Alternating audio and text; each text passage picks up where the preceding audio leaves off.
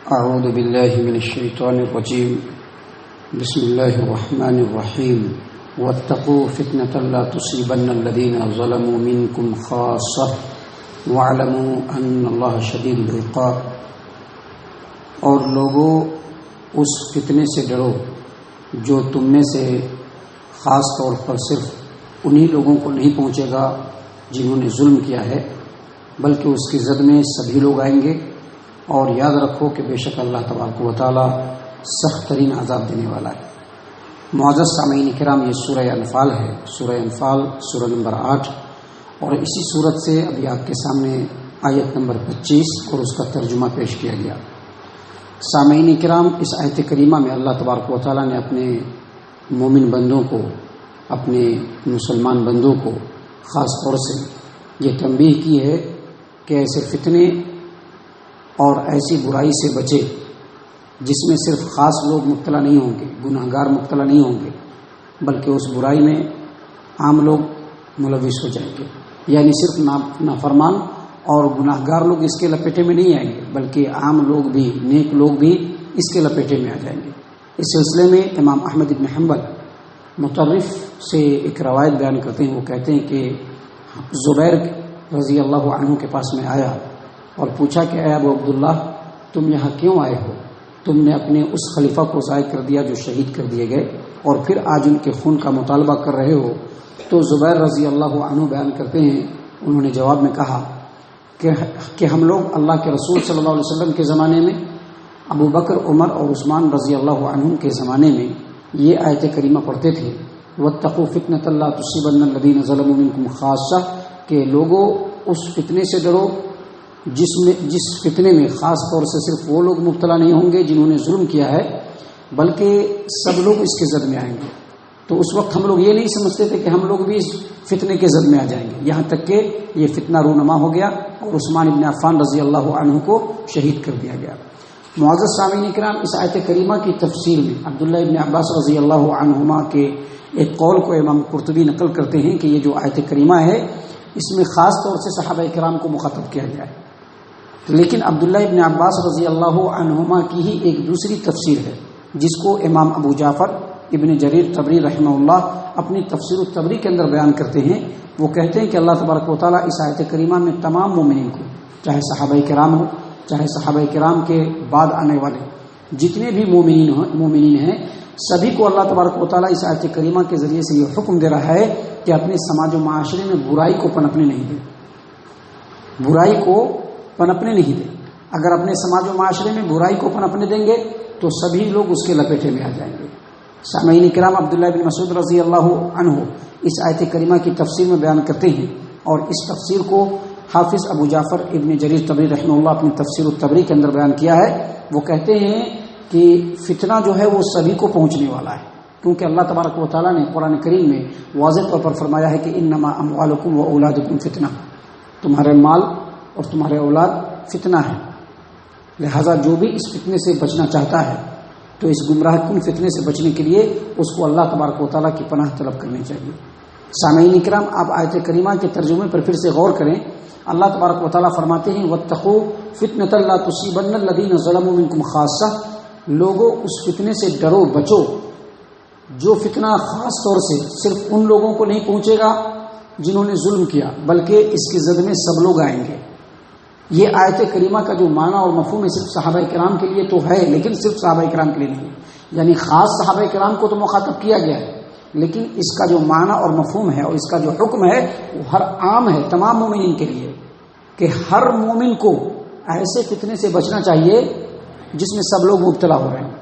سب لوگ جس میں مبتلا ہو رہے ہیں اس سے بچنا چاہیے، اور اس سے بچنے کا طریقہ یہ ہے کہ اپنے آپ کو فتنے سے دور بھی رکھنا ہے، اور لوگوں کے اندر کمی دیکھنی ہے تو اس کو بر وقت ٹوکنا ہے، موقع ملتے ہی ٹوکنا ہے. ان کے گناہ کے اوپر ان کو تنبیہ کرنی ہے، وہاں پر اشارہ کرنا ہے کہ یہاں پر ہمارے سماج و معاشرے میں فلاں فلاں فلاں فلاں گناہ کا کام ہو رہا ہے، اور یہ فتنہ جو ہے وہ عام ہو جائے گا. اس سلسلے میں کئی حدیثیں ہیں جس میں سے چند حدیث ہم آپ کے سامنے پیش کرتے ہیں جس کو خوب غور سے سنیے. مسند احمد بن حنبل کی روایت ہے، اللہ کے رسول صلی اللہ علیہ وسلم نے فرمایا کہ لَتَأْمُرُنَّ بِالْمَعْرُوفِ وَلَتَنْهُونَ عَنِ الْمُنْكَرِ، یعنی اے امت مسلمہ تم ضرور بھی ضرور لوگوں کو نیکی کا حکم دو گے اور برائی سے روکو گے. اگر ایسا نہیں کرو گے تو اللہ تبارک و تعالیٰ کی طرف سے عذاب آ جائے گا. اس عذاب میں سب کے سب مبتلا ہو جاؤ گے. اور پھر تم لوگ اگر اللہ تبارک و تعالیٰ سے دعا کرو گے تو بھی اللہ تبارک و تعالیٰ دعا کو قبول نہیں کرے گا. اس سلسلے میں امام احمد بن حنبل کی ایک اور روایت ہے. وہ فرماتے ہیں کہ ابو رقاق کہتے ہیں کہ میں ابھی بچہ تھا, اپنے آقا کے ساتھ جا رہا تھا, یہاں تک کہ ہم لوگ حذیفہ رضی اللہ عنہ کے پاس پہنچے.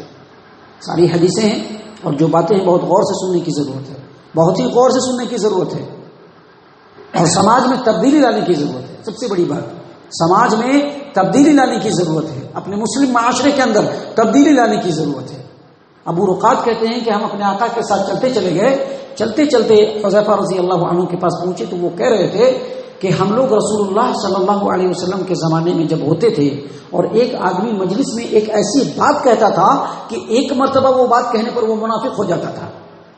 لیکن ہمارے سماج و معاشرے میں ابھی اسی مجلس کے اندر میں نے ایک مجلس میں اس طرح کی باتیں ایک ہی آدمی سے 4 بار سنا ہے, لیکن کوئی بھی اس کو ٹوکنے کے لیے, روکنے کے لیے, بولنے کے لیے تیار نہیں.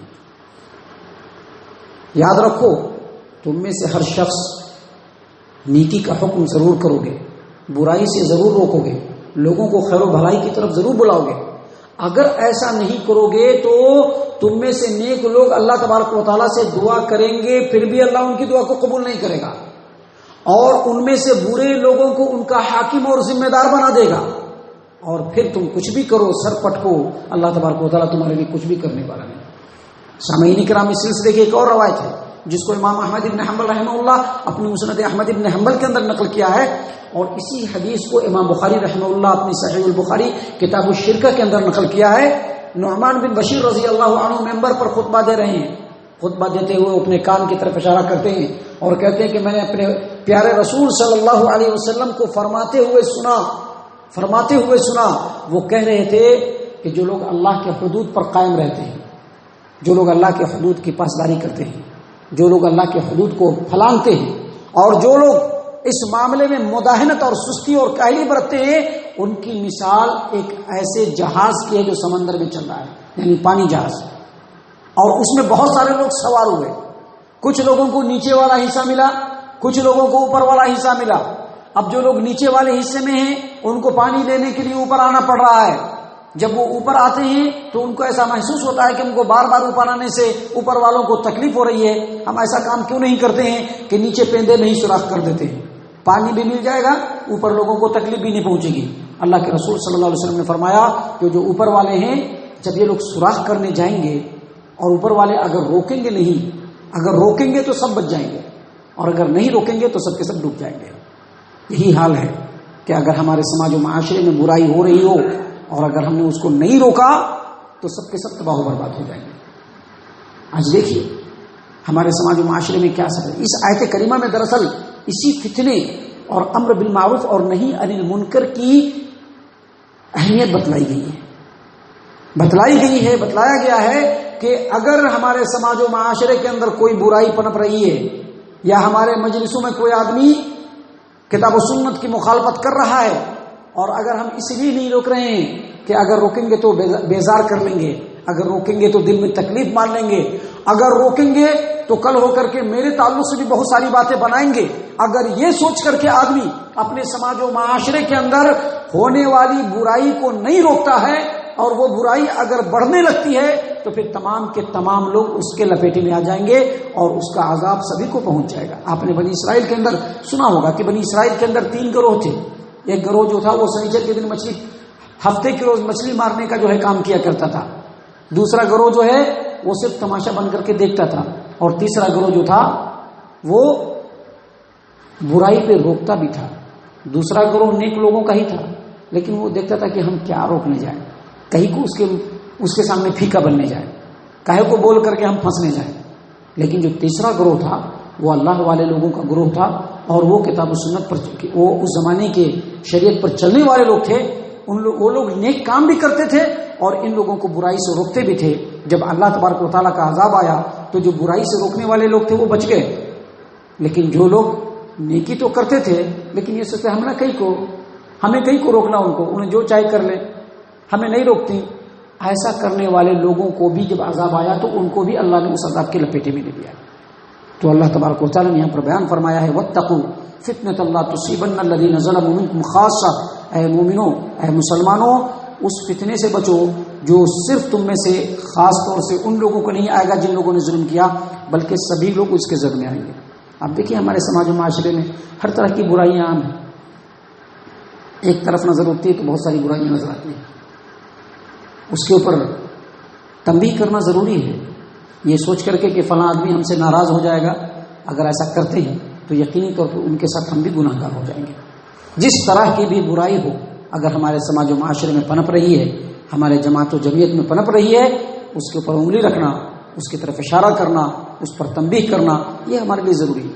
ہم کسی کے اوپر داروغہ نہیں ہیں، لیکن باتوں کو وضاحت سے بتانا، بغیر چھپائے، بغیر لاگ لپیٹے، بغیر گول مول بات کے کلیئر طور پر کہہ دینا ہے کہ یہ برائی سماج و معاشرے کے اندر ہو رہی ہے. اللہ تعالیٰ سے دعا ہے کہ اللہ تعالیٰ ہم تمام کو اس آیت کریمہ پر غور و فکر کرنے کی توفیق عنایت فرمائے. معزز سامعین کرام، اگر ہم ایسا نہیں کریں گے تو اللہ تبارک و تعالیٰ آگے کلیئر کہہ رہا ہے کہ وَاعْلَمُوا، جان لو، اللہ تعالیٰ سخت ترین عذاب دینے والا ہے. اللہ تعالیٰ سے دعا ہے کہ اللہ تعالیٰ ہم تمام کو نیک توفیق عنایت فرمائے، ہم تمام کو صحیح معنوں میں مومن اور مسلمان بنائے، جنت الفردوس میں جگہ عطا فرمائے. اے اللہ ہم تمام کو جہنم سے پناہ دے. اے رب العالمین ہم تمام کو جہنم سے پناہ دے. اے مالک الملک ہم تمام کو جہنم سے پناہ دے. آمین یا رب العالمین. وما علینا الا البلاغ المبین.